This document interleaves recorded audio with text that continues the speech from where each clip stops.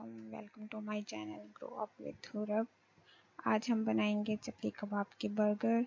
लेकिन बर्गर बनाने से पहले आज मैं आपको किसी से मिलवाऊंगी, someone special, my little girl Hurab, हमारे घर की रौनक और थोड़ा सा मूडी और थोड़ा सा नखरे वाला बच्चा।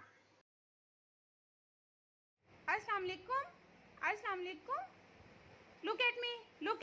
भैया जब से कोरोना हुआ है हमने अपने बेटे को सिखाया है हैंडशेक नहीं करना, सलाम करना है, आइज़ को ब्लिंक करना है, तो ये आइज़ को ब्लिंक करती है। अच्छा, ये हमारा छोटा सा बच्चा है। ओह माय गॉड, क्या पी रहे हो? बोतल। आपके हैंड में क्या है? ये भालू है। अच्छा मामा की तरफ देखो, इधर तो देखो। कैसे है हुरी?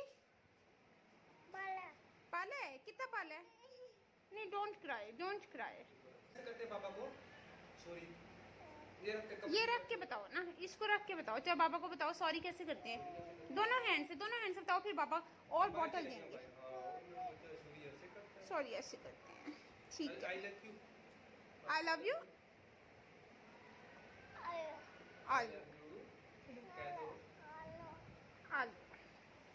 चलें जी, ये हमारी छोटी सी प्रिंसेस है, हमारी बाबी डॉल, हमारी घर की प्यारी सी रौनक पूरा। चलें जी, अब हम चलते हैं अपने डिश की तरफ। आज हम बनाएंगे चपली कबाब के बर्गर्स। तो उसके लिए देखते हैं हमें क्या क्या इंग्रेडिएंट्स चाहिए। मैं आपको उन सारे इंग्रेडिएंट्स की एक दफ़ा डिटेल्स बता देती हूँ। हमने बड़ा गोश्त लिया है, मतलब बीफ हमने लिया है 1/2 kg। इसको मैंने अच्छे से चॉप कर लिया है। ये अच्छे से चॉप होना चाहिए और इसमें थोड़ी सी 20 से 25% जो है ना, वो आपके पास चर्बी ज़रूर होनी चाहिए, उससे अच्छे बनते हैं। उसके अलावा हमने ले लिया है 1.5 टीस्पून लहसुन अदरक का पेस्ट, ये मैंने दोनों मिक्स कर लिए हैं। यहाँ पे हमने लिया है 1 टीस्पून सॉल्ट, टीस्पून सॉल्ट आ गया।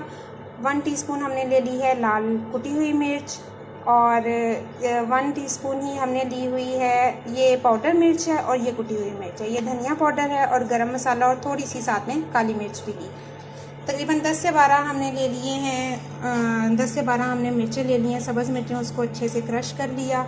एक अंडा ले लिया है, 2 टेबलस्पून हमने लिया है बेसन, और एक अच्छा सा नॉर्मल साइज़ प्याज, इसको अच्छे से चॉप कर लिया है, और एक छोटे साइज़ का हमने टमाटर ले लिया है। अब हमने क्या करना है, इन तमाम के तमाम इंग्रेडिएंट्स को हमने इसमें मिक्स कर देना है। ये मैं इसमें हर चीज़ को आपके सामने डाल रही हूँ। टमाटो इसमें डाल दिए, इसी तरह अनियंस इसमें ऐड कर दिए हैं, और ये सारे के सारे जो पाउडर्स थे, मसाला जात थे, ये सारे के सारे ऐड हो गए हैं। इसमें अंडा भी शामिल हो गया, और साथ ही सब्ज़ मिर्चें कुटी हुई हैं, मतलब अच्छे से क्रश की हुई, ये भी हमने शामिल कर दी, और हमने इसमें बेसन को भी शामिल कर दिया। अब हम इस सब को अच्छे से मिक्स कर देंगे।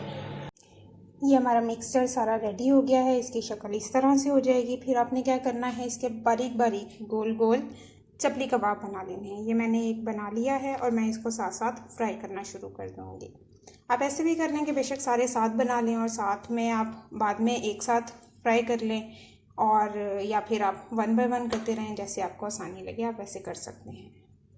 ये मैंने थोड़ा सा ऑयल लिया है, और उसमें जो बनाया है हमने कबाब बनाया है, इसको डाल दिया। ये देखें, ये बबल जाना शुरू हो गया है, पकना शुरू हो गया। अब इसको अच्छे से हमने पका लेना है।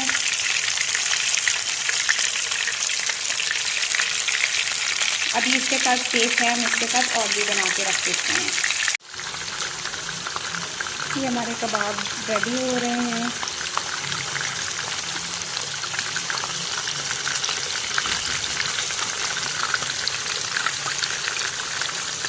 जी, तो ये हमारे चपली कबाब जो हैं ये फ्राई हो गए हैं, और इसके साथ हमने बर्गर्स को, ये देखें मैंने बर्गर्स को हल्का सा ऑयल लगा के इसको भी मैंने थोड़ा सा गरम कर लिया है, और इसकी फिलिंग के लिए मैंने थोड़ा सा कुकम्बर और टोमेटो जो है इसको कट कर लिया है। साथ में हमने ले ली है केचप और मायोनीज़। अब हम सबसे पहले हम बर्गर में बन लेंगे, उसमें हम केचप की लेयर लगा देंगे, मायोनीज़ की लेयर लगाएंगे और सैलेड रखेंगे और उसके बाद हम चपली कबाब रख के बन को बंद कर देंगे। चलें जी, अब हम बनाते हैं, देखते हैं कैसा बनता है।